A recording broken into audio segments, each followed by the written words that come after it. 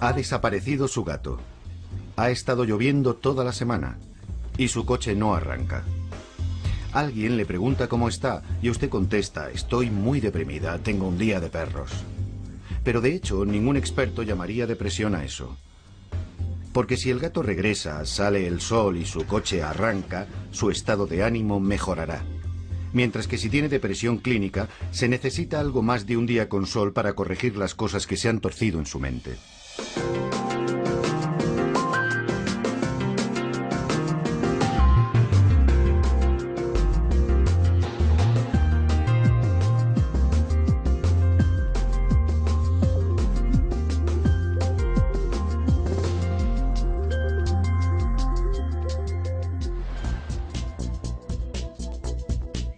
Aunque podemos decir que estamos deprimidos, más bien nos estamos refiriendo a un estado de ánimo pasajero. Si en la vida las cosas nos van mal y nos sentimos decaídos, sabemos lo que nos ocurre y podemos hacer algo por nuestro estado mental, pero cuando tenemos una depresión clínica no es tan fácil. Una vez alguien dijo que salir uno mismo de la depresión es igual que tratar de levantarte del suelo tirando de los cordones de los zapatos. Y bueno, si puedes hacerlo, entonces no es depresión, no es de lo que estamos hablando aquí. Felizmente casado y con una exitosa carrera en el campo de la publicidad, Matthew Johnson supo que algo iba mal y se pasó años intentando solucionar las cosas por sí mismo mientras luchaba contra la idea de una enfermedad mental.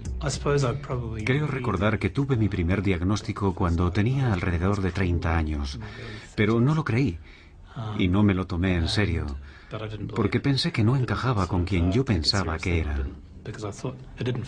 Creo que es un trago muy amargo de pasar, que te digan que tienes algún tipo de problema mental. Y en fin, creo que me he pasado toda mi vida intentando evitarlo. Cambiando de trabajo, de relaciones, yéndome de viaje en coche, moviéndome por el país y todo este tipo de cosas. Y supongo que eso era siempre una forma de tratar de correr más que el perro, lo que yo llamo el perro negro. El perro negro, como Matthew describe su depresión en un libro que ha publicado recientemente, fue un gran paso para un ejecutivo publicitario de gran éxito. La publicidad tiene la finalidad de hacer que las cosas parezcan maravillosas, que todo brille, que sea todo sugerente, y creo que la depresión es todo lo contrario a eso. Me imagino que al escribir este libro, en parte, es como si cometiera una especie de harakiri profesional, o como se quiera llamar. Y para saber realmente cómo podría reaccionar la gente con ello, empecé a mostrarles el borrador del libro, y nunca tuve una reacción adversa. Es más, me di cuenta de que todo el mundo tenía su propia historia.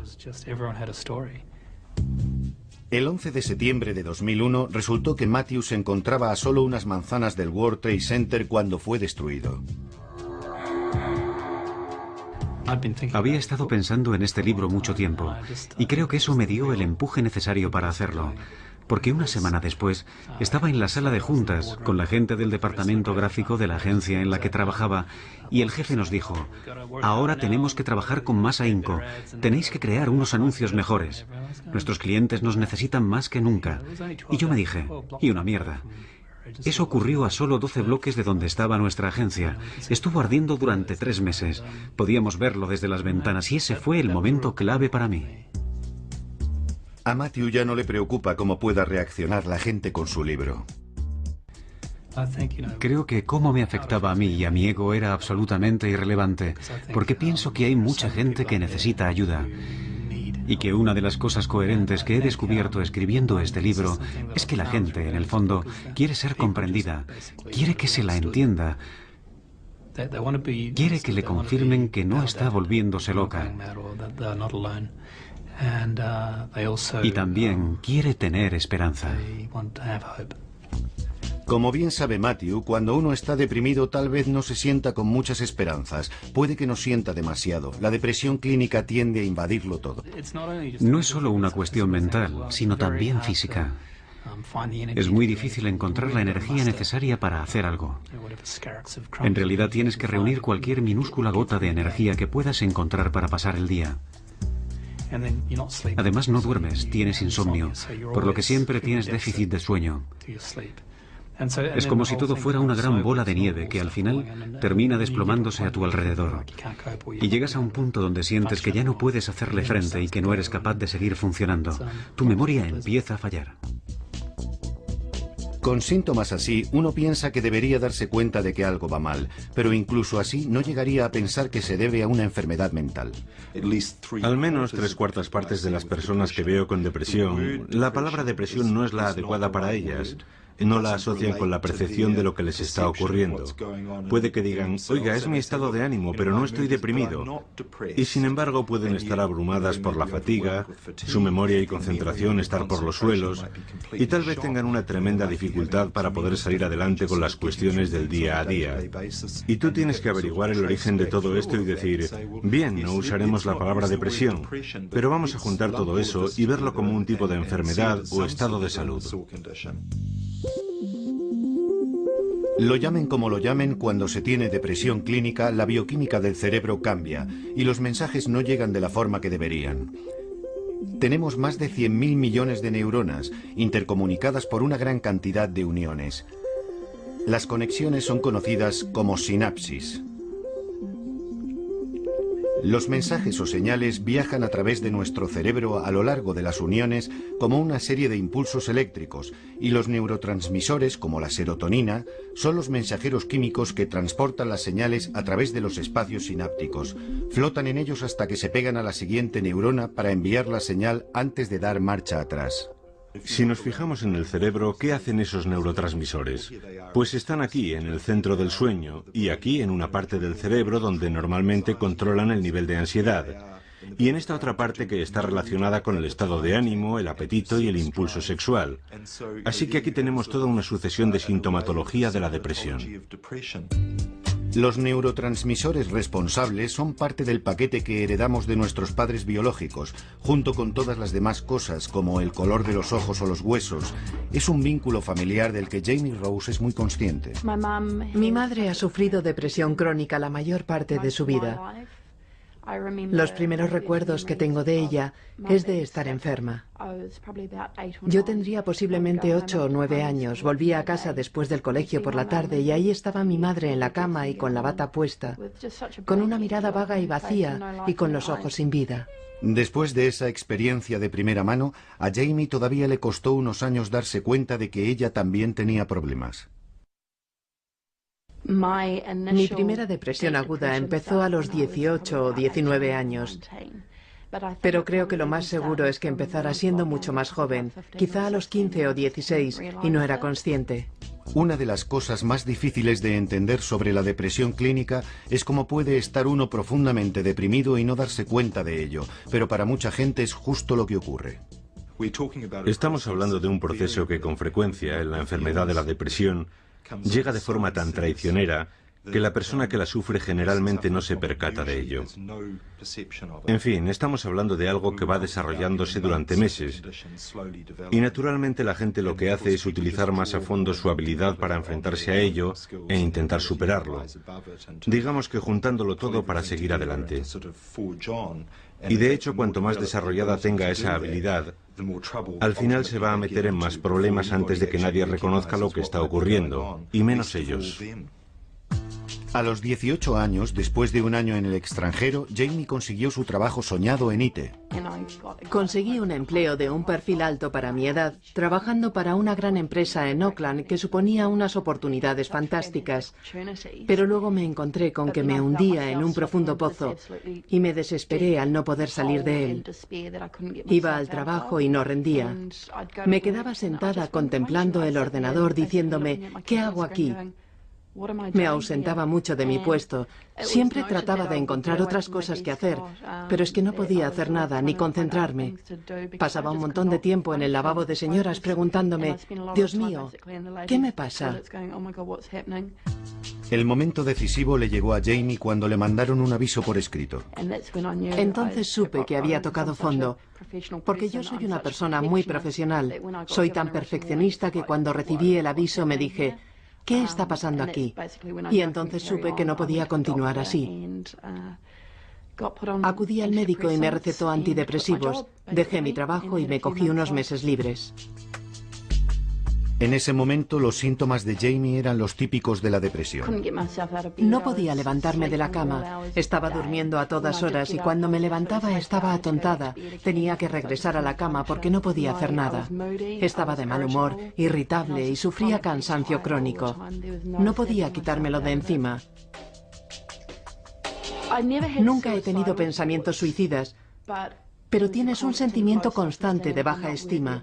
No valgo para nada, no soy digna de nadie, estoy gorda, soy fea, soy repulsiva.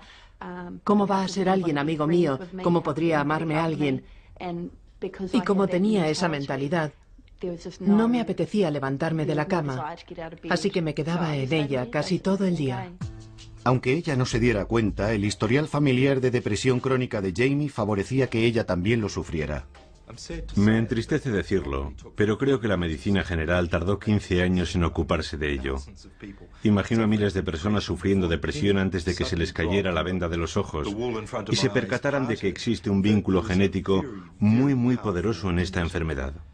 No es un vínculo pequeño, no es como el historial familiar de cáncer de pecho o de cáncer de intestino, donde sabemos que el riesgo ha aumentado, pero aún así lo más probable es que no se tenga la mala suerte de sufrir esas enfermedades.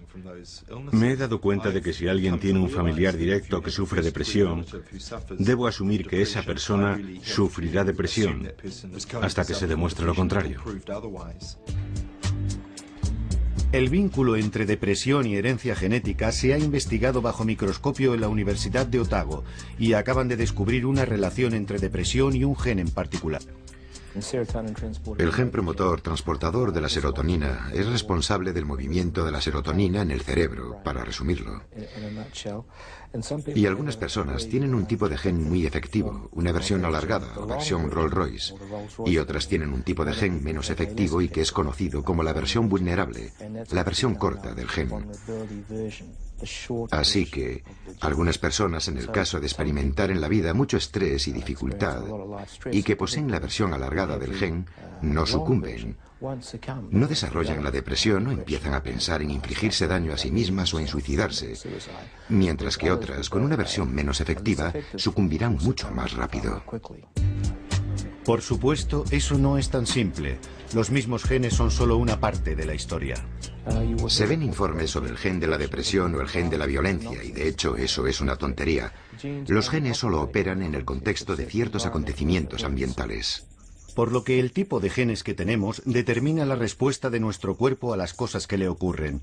Pero hasta que nos pica un mosquito que transporta la malaria, no sabemos qué versión del gen de la malaria tenemos, o si sufriremos la enfermedad o no. Igual que como muchas otras partes de nuestra salud. Si comemos mucha comida con grasa nos puede causar un problema, pero tal vez no. Todos conocemos a algunas personas que comen dietas altas en grasas, pero no tienen el colesterol alto, y eso se debe a las diferencias en la estructura genética. Lo mismo ocurre con la depresión. Cojamos a 10 personas, todas tienen mucho estrés, con 3 o más episodios desagradables y estresantes. Tal vez hayan perdido su trabajo, quizá tengan algún problema de incapacidad física, alguna relación con malos tratos, pueden haber terminado una relación o tal vez no puedan pagar las facturas, ese tipo de zozobras de la vida.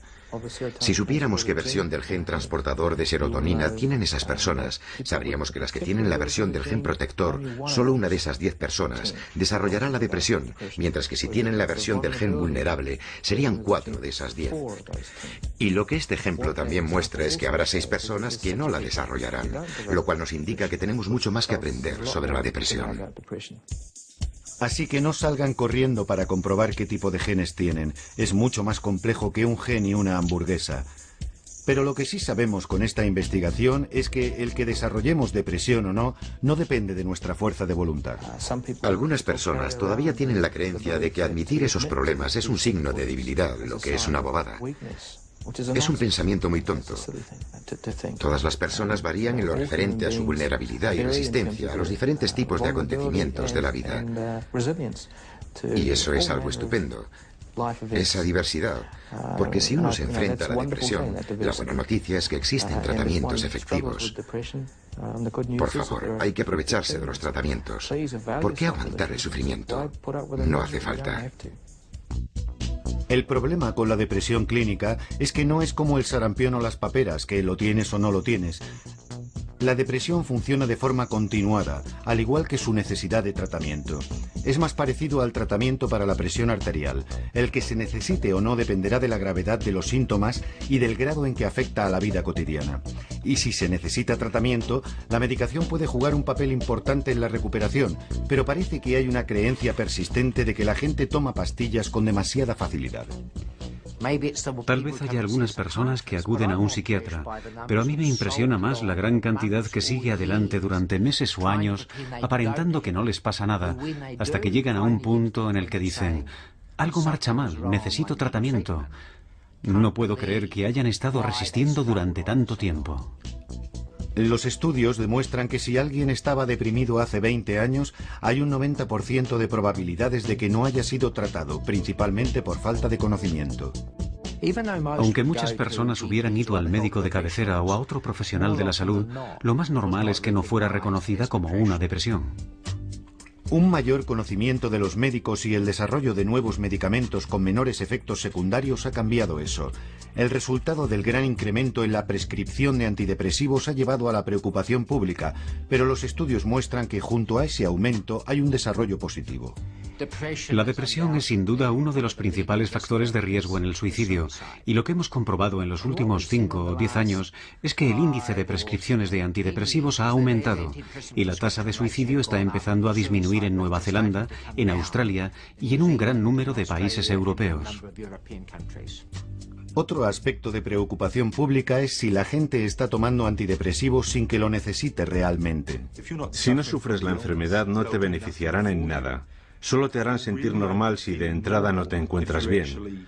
Así que estos medicamentos, como algunos narcóticos, no te proporcionarán ningún subidón artificial. Ese no es el caso.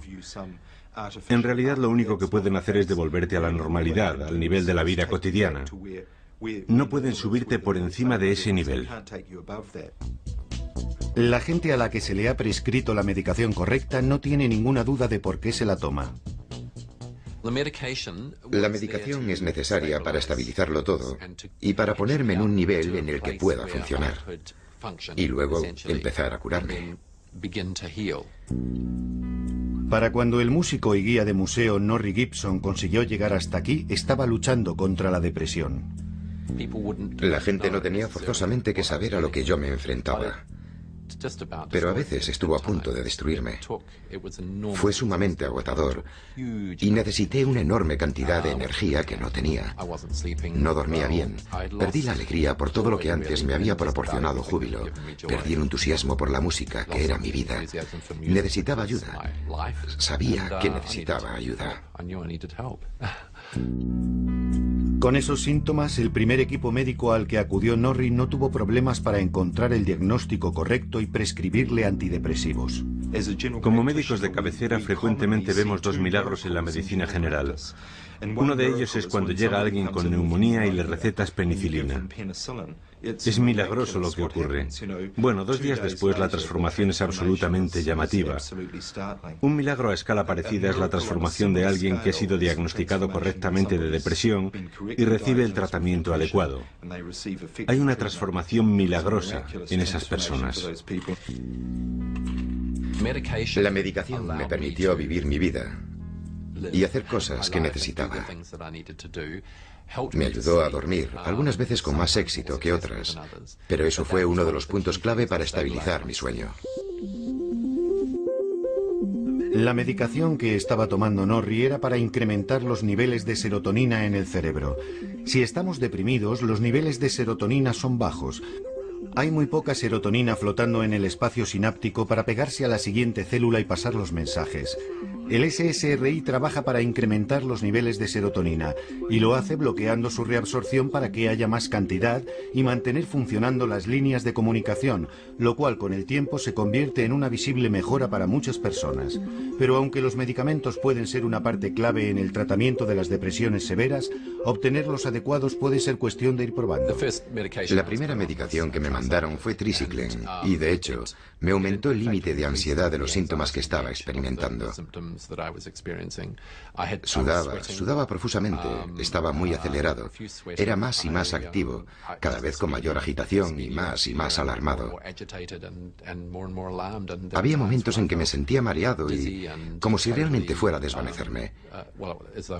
Me hizo polvo físicamente y también a otros niveles, algo terrible. Y naturalmente, me dijeron que continuara con ello hasta que me hiciera efecto. Pero en realidad era insoportable. Al final, Norrie fue enviado a un psiquiatra que le cambió su medicación por SSRI. Muy efectivo, desde casi al principio. Una de las primeras cosas que me dijo cuando me lo estaba recetando fue: si tienes problemas con esto, deja de tomarlo. Vaya, que me dio el margen de tomármelo con seguridad. No sigas con esta medicación si te ocasiona más problemas que mejoría. Así que eso fue tremendamente tranquilizador después de la anterior experiencia. La desagradable experiencia de Norrie no es nada insólito, ni tampoco lo es la reticencia de Matthew a medicarse al principio. Yo, al principio, tenía una sensación de fracaso por tener que medicarme debido a lo que estaba pasando, y fue muy duro.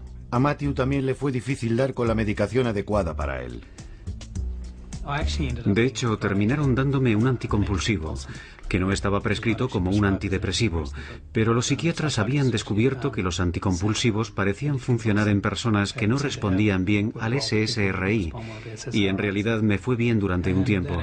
Aquello me funcionó. Yo pasaba por unas etapas muy críticas, y digamos que aquello me nivelaba.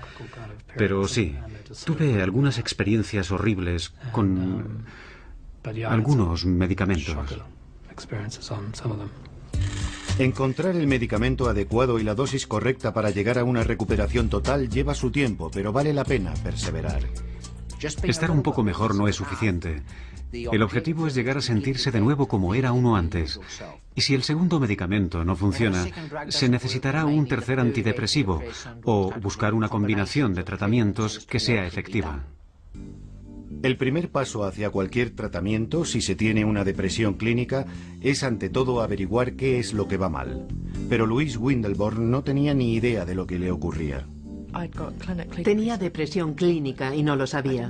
Ni siquiera sabía que estaba deprimida. Lo que me pasaba es que tenía unos pensamientos negativos rondándome la cabeza y mucha gente me decía: oye Luis, tienes que pensar positivamente. Y yo intentaba ser positiva, lo intentaba con todas mis fuerzas y solo sentía que fracasaba porque no podía cambiar mi forma de pensar.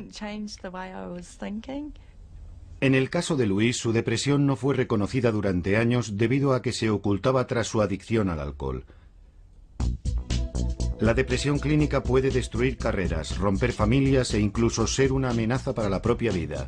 Pero una vez dictaminada y tratada, hay un índice del 80% de curación. El problema con Louise era que pensaba que su único inconveniente era su dependencia del alcohol, algo que provenía de su primer trago siendo adolescente. Desde luego es bastante memorable porque recuerdo que me sentía muy popular, segura y estupendamente. Y fue esa diferencia lo que me hizo convertirme en adicta y dependiente. Como Louise, muchas personas tratan de automedicarse para la ansiedad y la depresión con el alcohol.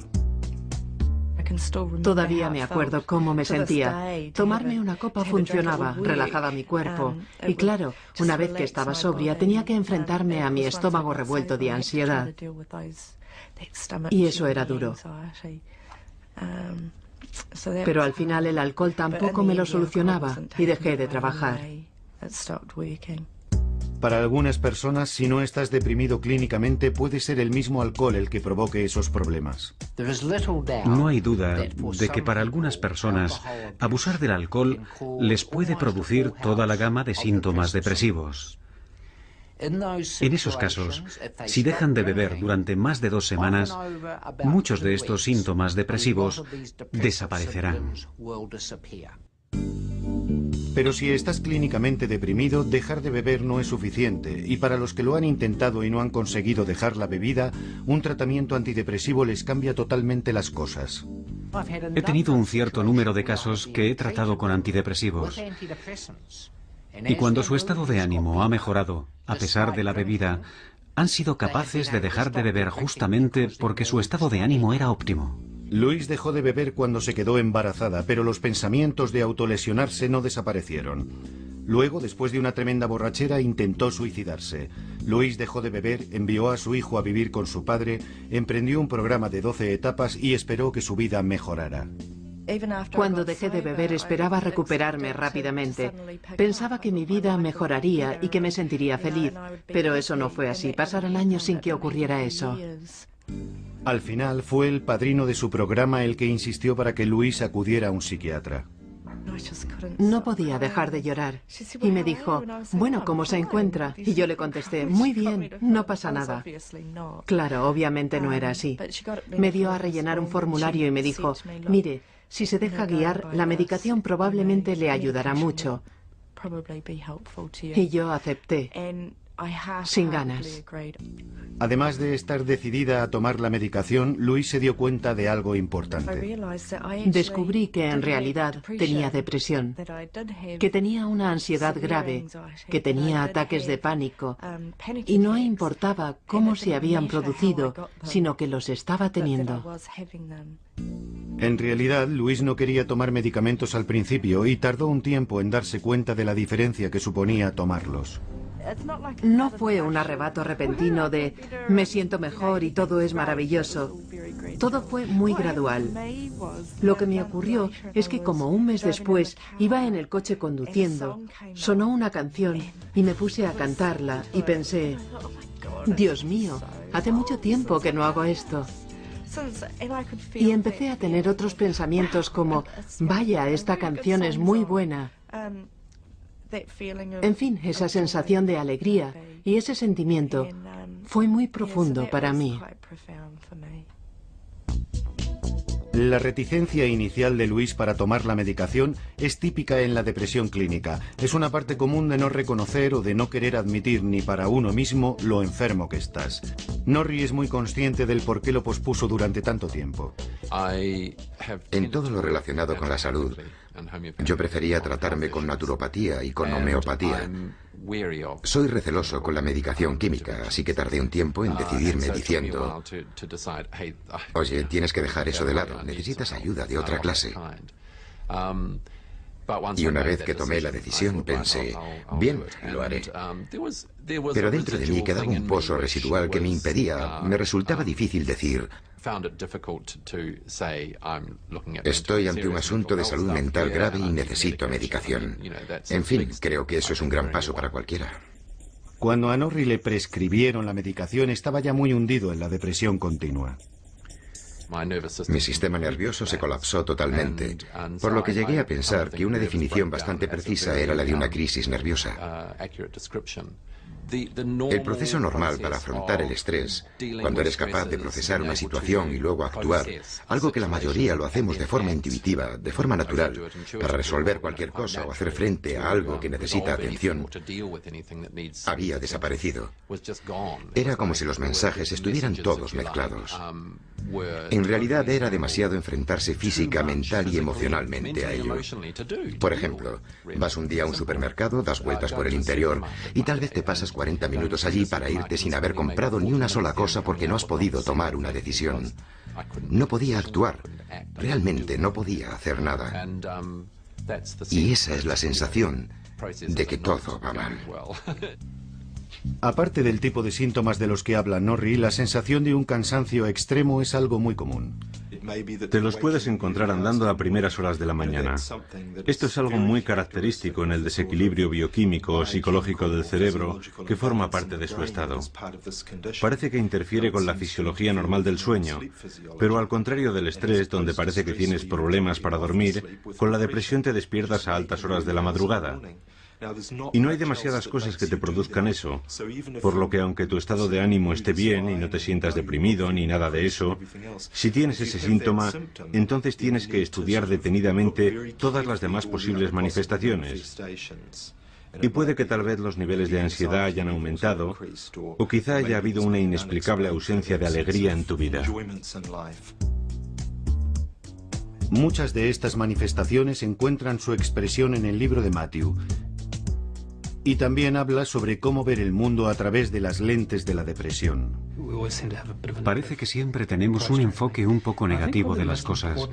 Y lo que más me preocupa es la pérdida de alegría. Yo creo que hay dicha en todas las cosas. La hay en una relación, la hay en lo que uno hace. La vida es alegría. La incapacidad para sentir algo llevó finalmente a Matthew a admitir que tenía un grave problema. Sabía que no podía continuar viviendo así, negándolo. Creo que me hubiera quitado la vida o habría sufrido un hundimiento total. Y creo que llegué a un punto en el que debía decidir qué hacer con mi vida y saber qué era lo más importante: salvar las apariencias o intentar realmente vivir lo más feliz posible. Una vez que admitió su depresión, Matthew estaba destinado a recuperarse, pero era tan reticente a la psicoterapia como lo había sido a la medicación. De hecho, recuerdo que antes de ir a ver al terapeuta tenía pavor. Pensaba, Dios, soy un perdedor. ¿A dónde ha ido a parar mi vida? Pero cuando ya estaba en el periodo de recuperación, fue algo estupendo. Era lo que verdaderamente había estado esperando, porque me sentía libre y podía decir todo lo que quería, y creo que eso es muy beneficioso.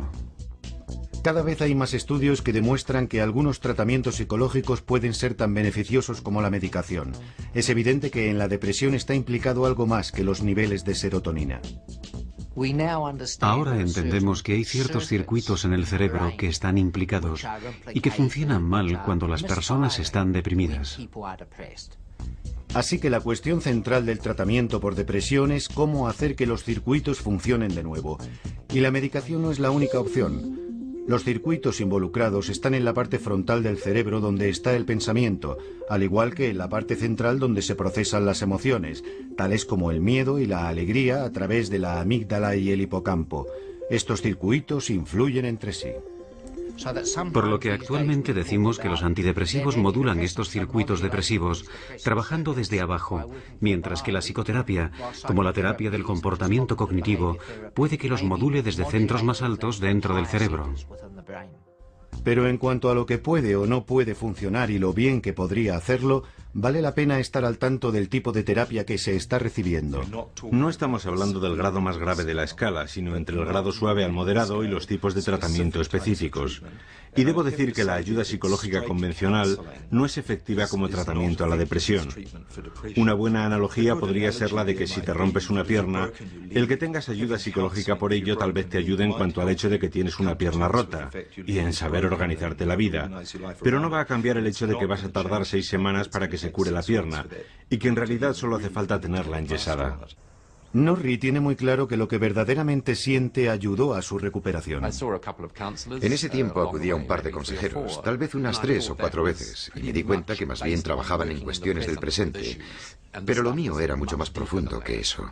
Pude comprobar que esa ayuda me era muy beneficiosa para afrontar las situaciones actuales en la vida. Pero para mí la clave fue la psicoterapia, y siempre he tenido la sensación de que necesitaba profundizar más y trabajar a un nivel mucho más profundo. Norrie cree que su depresión se remonta a cuando su familia se desgajó con el divorcio de sus padres cuando tenía 6 años. En mi caso particular, es obvio que mi tendencia a la depresión creció por el sentimiento de una gran pena y pérdida en mi más tierna edad. Algo que no supe darme cuenta del todo o reconocerlo. Ni fui capaz de expresarlo o afrontarlo de ninguna manera, en realidad. Era demasiado pequeño. Norrie identificó algo a lo que debía enfrentarse, pero mucha gente no tiene ninguna razón aparente para su depresión. Creo que esto es justo la clave de la confusión sobre lo que es esta enfermedad.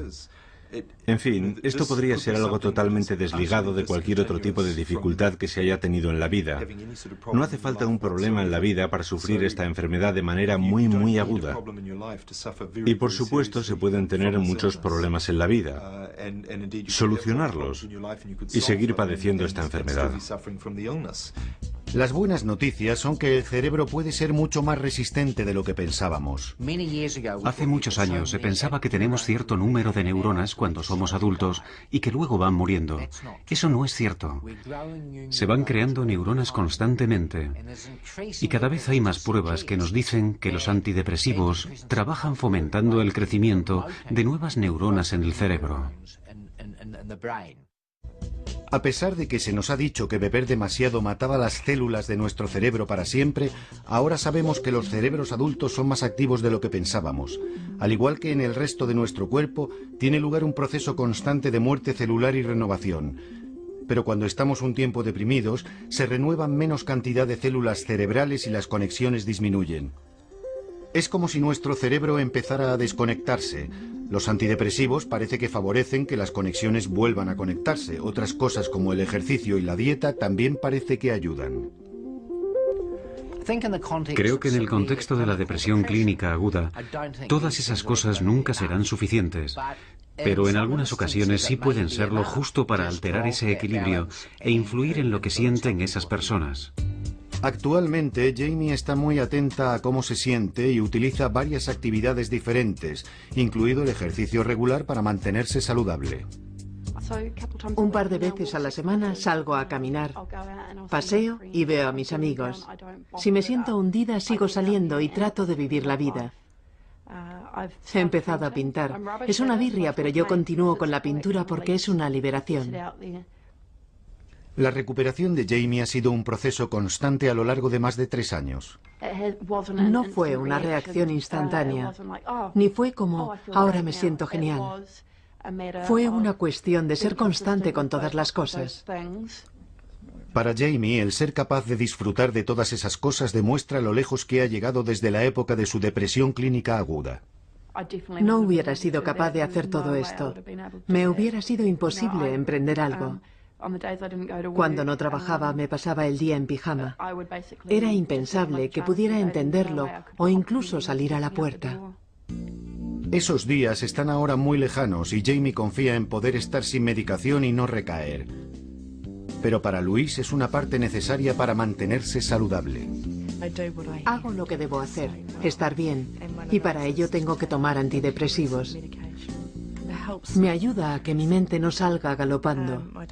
Yo no tengo pensamientos autodestructivos como tenía cuando no me medicaba.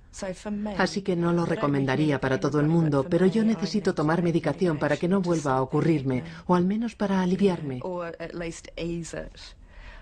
Y además también debo ocuparme de otras cosas. Y por supuesto continuar con mi recuperación del alcohol.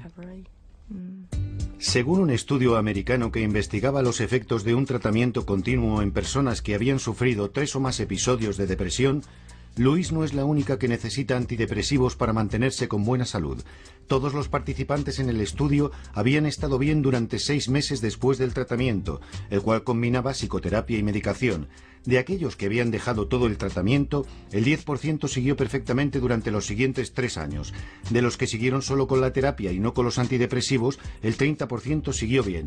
De los que continuaron con la medicación pero no con la terapia, el 80% siguió en buenas condiciones los siguientes 3 años. El motivo principal por el que ese 20% no mejoró fue más bien porque no siguieron tomándola como les fue prescrita. Si esas personas hubieran tenido varios episodios de depresión, entonces muchas de ellas probablemente hubieran tomado antidepresivos de forma continuada para prevenir futuros episodios de depresión recurrente. Y si se deja la medicación, más vale no dejarla demasiado pronto. Mis deseos eran los de no tener que medicarme durante mucho tiempo. Y fue desastroso intentar dejarlo de pronto o querer dejarlo demasiado rápido. Y lo que aprendí de ello fue que necesitaba seguir con la medicación mucho tiempo después de que me sintiera mejor.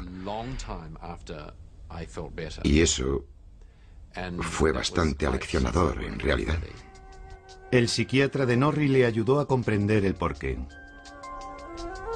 Me dijo, vas a notar que llegas a un punto donde te sentirás mejor, pero eso será justo porque empieza a hacerte efecto, de hecho.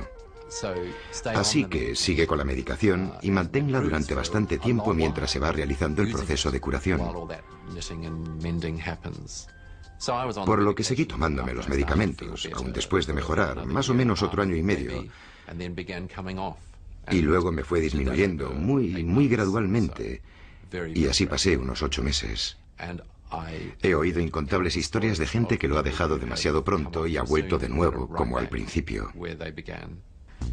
Se mire como se mire, dejar de tomar los medicamentos demasiado pronto puede inhabilitar su propósito. Es parecido a recargar una batería descargada. Si pones a cargar la batería solo unas pocas horas, a la primera mañana fría el coche se quedará de nuevo sin batería. Y es lo que ocurre con los antidepresivos cuando no se toman durante el tiempo necesario para que el cerebro pueda volver a establecer un modelo normal. De acuerdo con la investigación, merece la pena tomarse el tiempo necesario para volver a la normalidad, porque una de las cosas que predice con más coherencia es si vas o no a volver a tener depresión y si estás totalmente recuperado desde la primera vez. Las personas que consiguen recuperarse del todo es más que probable que continúen bien, mientras que el más mínimo y ligero síntoma residual de depresión predice muy claramente que es muy posible que la depresión vuelva a resurgir. Pero tal vez se necesite más de un tipo de tratamiento y mucha perseverancia para conseguir la recuperación total. No hay que aceptar solo ponerse bien a medias. Si se toman antidepresivos y se está un poco mejor, pero no totalmente curado, hay que anticiparse y decirle al médico que nos atiende: no, aunque estoy mejor de lo que estaba, no lo estoy del todo. Las personas que asisten a psicoterapia por depresión tardan menos de un año, tal vez 2 o 3 meses, pero si no encuentran un beneficio real en 2 o 3 meses de terapia, tendrían que preguntarse si esa terapia es realmente para ellos. Si no, deberían probar con antidepresivos, o si no, deberían intentar otro tipo de terapia. No se conformen con "eso tarda un año en que funcione". Luis también piensa que es importante encontrar el profesional adecuado que te trate. He tenido experiencias sumamente negativas que contribuyeron a que mi estado empeorara. Si no te sientes mejor después de que te trate alguien o después de un tiempo prudencial, cuando ves que todavía te sientes peor, entonces inténtalo con otros profesionales.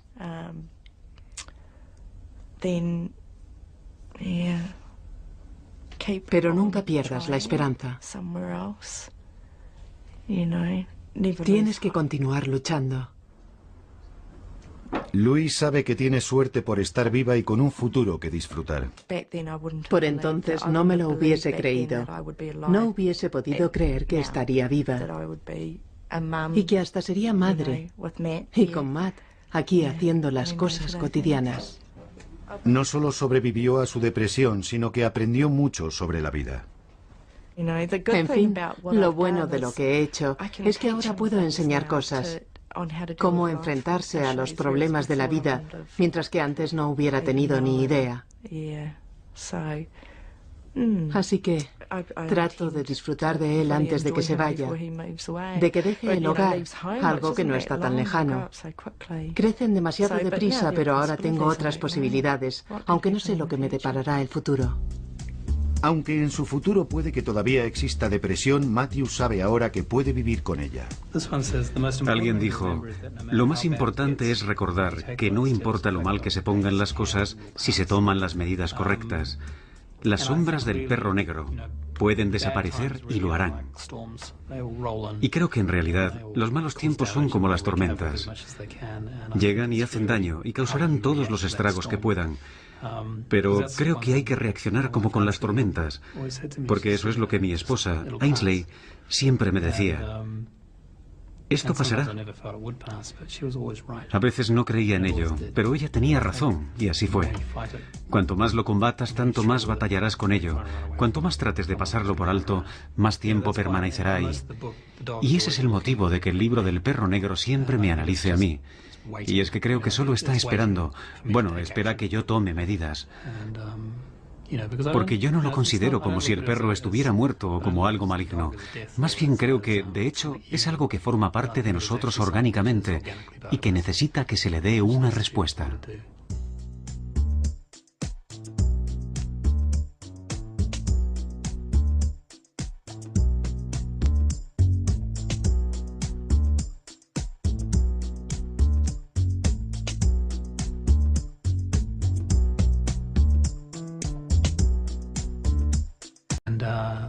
Y también quiere tener esperanza.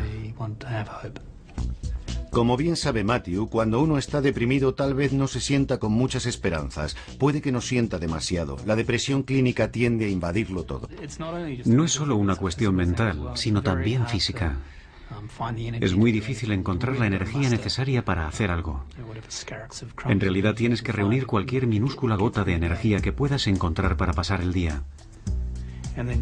Además no duermes, tienes insomnio, por lo que siempre tienes déficit de sueño. Es como si todo fuera una gran bola de nieve que al final termina desplomándose a tu alrededor.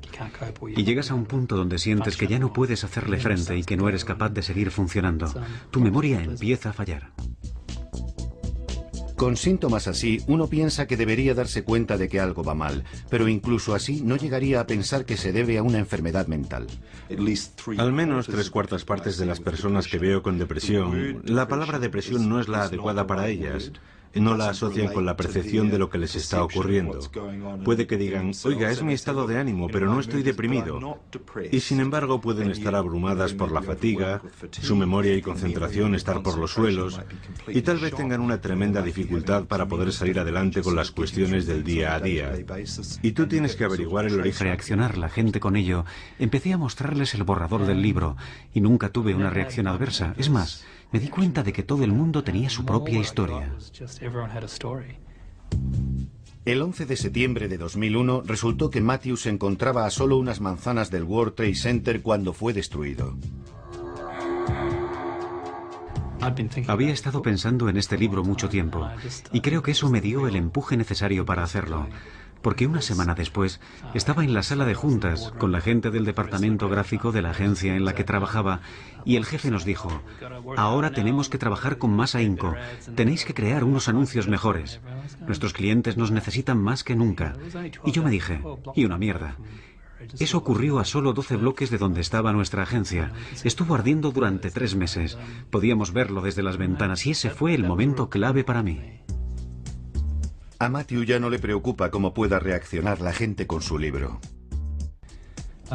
Creo que cómo me afectaba a mí y a mi ego era absolutamente irrelevante, porque pienso que hay mucha gente que necesita ayuda.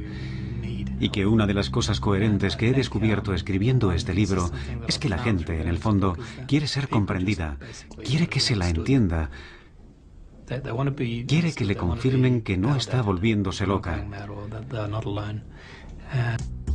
Felizmente casado y con una exitosa carrera en el campo de la publicidad, Matthew Johnson supo que algo iba mal y se pasó años intentando solucionar las cosas por sí mismo mientras luchaba contra la idea de una enfermedad mental. Creo recordar que tuve mi primer diagnóstico cuando tenía alrededor de 30 años, pero no lo creí y no me lo tomé en serio, porque pensé que no encajaba con quien yo pensaba que era. Creo que es un trago muy amargo de pasar que te digan que tienes algún tipo de problema mental. Y en fin, creo que me he pasado toda mi vida intentando evitarlo.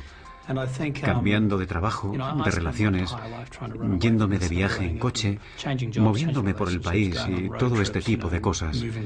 Y supongo que eso era siempre una forma de tratar de correr más que el perro, lo que yo llamo el perro negro. El perro negro, como Matthew describe su depresión en un libro que ha publicado recientemente, fue un gran paso para un ejecutivo publicitario de gran éxito. La publicidad tiene la finalidad de hacer que las cosas parezcan maravillosas, que todo brille, que sea todo sugerente, y creo que la depresión es todo lo contrario a eso. Me imagino que al escribir este libro, en parte, es como si cometiera una especie de harakiri profesional, o como se quiera llamar, y para saber realmente cómo podría... Ha desaparecido su gato. Ha estado lloviendo toda la semana y su coche no arranca. Alguien le pregunta cómo está y usted contesta, estoy muy deprimida, tengo un día de perros. Pero de hecho, ningún experto llamaría depresión a eso. Porque si el gato regresa, sale el sol y su coche arranca, su estado de ánimo mejorará. Mientras que si tiene depresión clínica, se necesita algo más de un día con sol para corregir las cosas que se han torcido en su mente.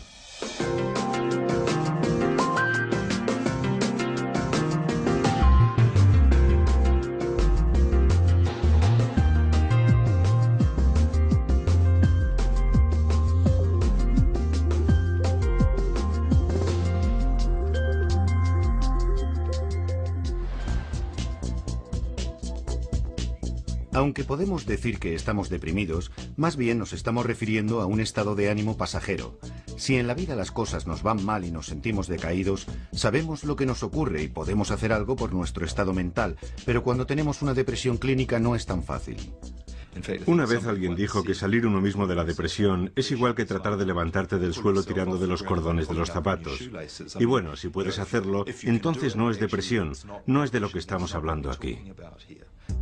De todo esto y decir, bien, no usaremos la palabra depresión, pero vamos a juntar todo eso y verlo como un tipo de enfermedad o estado de salud.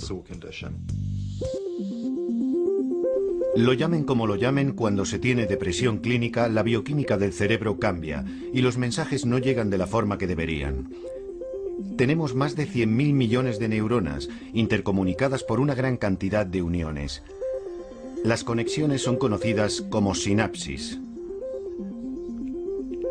Los mensajes o señales viajan a través de nuestro cerebro a lo largo de las uniones como una serie de impulsos eléctricos, y los neurotransmisores, como la serotonina, son los mensajeros químicos que transportan las señales a través de los espacios sinápticos. Flotan en ellos hasta que se pegan a la siguiente neurona para enviar la señal antes de dar marcha atrás. Si nos fijamos en el cerebro, ¿qué hacen esos neurotransmisores? Pues están aquí, en el centro del sueño, y aquí en una parte del cerebro donde normalmente controlan el nivel de ansiedad, y en esta otra parte que está relacionada con el estado de ánimo, el apetito y el impulso sexual. Así que aquí tenemos toda una sucesión de sintomatología de la depresión. Los neurotransmisores responsables son parte del paquete que heredamos de nuestros padres biológicos, junto con todas las demás cosas, como el color de los ojos o los huesos. Es un vínculo familiar del que